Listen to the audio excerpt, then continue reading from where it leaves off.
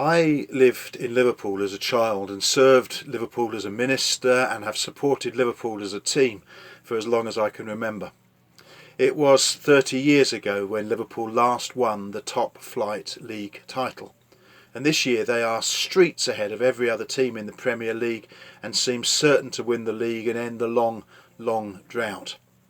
Until that was, of course, that all the football was closed down. There is a real possibility that the football season will not finish and that the results will simply be wiped from the record book. Is it wrong then that I keep on thinking they'd better not take our title away? We've worked for this for years and years and years, and now some technicality is threatening to rob me of the moment. And I know that that is trivial when compared to everything else, and yet I keep imagining the injustice that that would bring. How wrong it is, I know, of me to think like that when there is so much suffering, and yet in these mad circumstances it does still feel significant, and I've been trying to work out why. Hold that thought for a moment and lay alongside it the truth of the Easter day that we have just shared. It will, of course, live long in the memory for all kinds of other reasons, but it was nothing like the Easter day that many of us would have longed for it to be. We wanted, of course, to meet for worship in our church buildings, with our church families, and celebrate together in a way that many of us have done so for years and years. And so inevitably there was a sense of loss about Easter this year. And I knew that it would be so. I can remember when we first had to contemplate the thought of closing churches for worship, that I made the decision in my temporary position then as super to say it was initially until the 5th of April, Palm Sunday. It was a quite deliberate choice. Deep down I knew, of course, that there was no way we would reopen for many weeks, and you did too. But I also knew how hard it would be for people to find the fact of closure, let alone the fact of closing our buildings for Easter. And so, here's one of those moments of honesty, I made a pastoral decision to give us all a week to get used to the idea, before confirming that no services would take place in circuit chapels on Easter Day. It's about handling disappointment and about coming to a place where we can live with it. Schools are closed, and children who have worked hard for many of years fear that they're being robbed of the moment when they will leave at the end of term prom, or worse still, fail in the opportunity to sit and pass examinations for which they've worked for several years. It's the disappointment of being robbed the rites of passage and moments of transition. Weddings are being called off. Great celebrations that have been planned for years and imagined for many, many more years, and the moment is taken away. People not able to be with their loved ones as their life comes towards an end, and then sometimes not even being able to give them a proper funeral, robbed of the moment.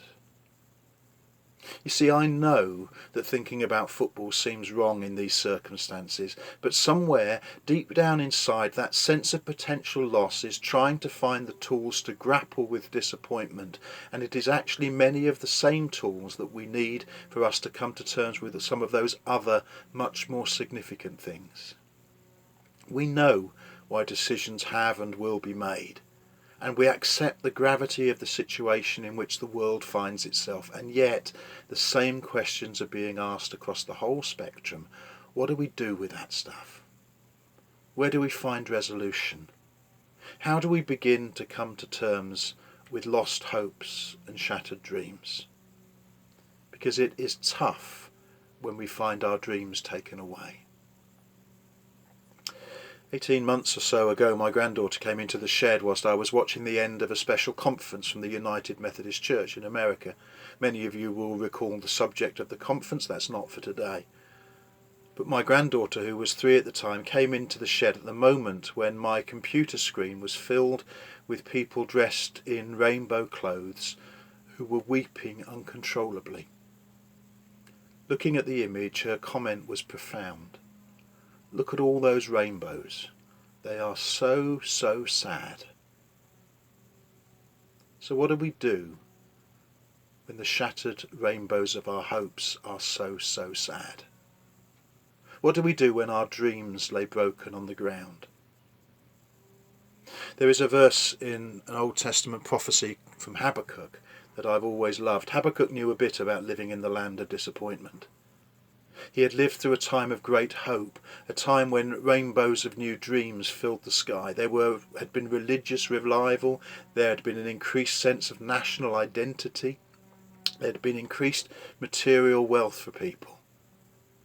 But as he looked around him now, all that lay shattered at his feet.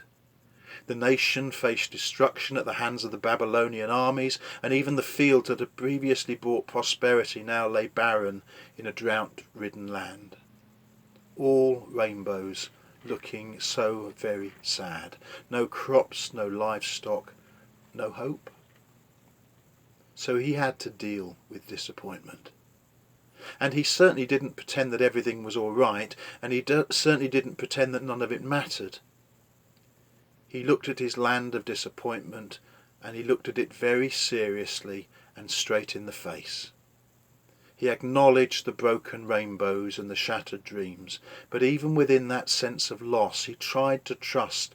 He tried to find things to be grateful for. He tried to find ways to celebrate the goodness of God, even in his own sadness. Listen to this wonderful verse from chapter 3.